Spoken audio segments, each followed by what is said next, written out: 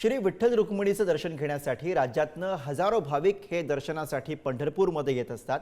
पण दर्शन बारीचे व्यवस्थित नियोजन नसल्यामुळे आणि दिवसातनं 90 तुळशी पूजा असल्यामुळे भाविकांना 2 तास दर्शनासाठी तात्काळ थांबावं लागत होतं। त्यामुळे 2 दिवसांपूर्वी दर्शन बारीमध्ये गोंधळ झाला होता। भाविकांनी मंदिर समितीच्या विरोधामध्ये घोषणा दिल्या होत्या। याबाबत पुढारी न्यूजने भाविकांची बाजू लावून धरली होती आणि अखेर आज मंदिर समितीच्या बैठकीमध्ये 80 तुळशी पूजा बंद करण्यात आलेल्या आहेत। याबाबत मंदिर समितीचे अध्यक्ष गहिनीनाथ महाराज औसेकर यांनी माहिती दिली।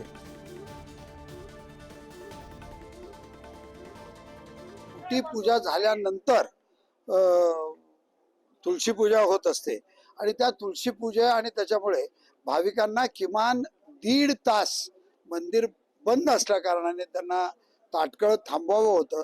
हे सगळं बंद झाल्यामुळे आम्ही तुळशी पूजा पूर्णतः 80 तुळशी पूजा बंद करावयाचा निर्णय घेतला।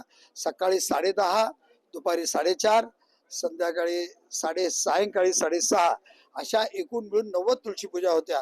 त्यापैकी दोन्ही वेळेसच्या 4:30 आणि 6:30 60 पूजा पूर्णतः बंद केलेल्या आहेत आणि सकाळच्या फक्त 10 पूजा आम्ही घेतलेल्या आहेत।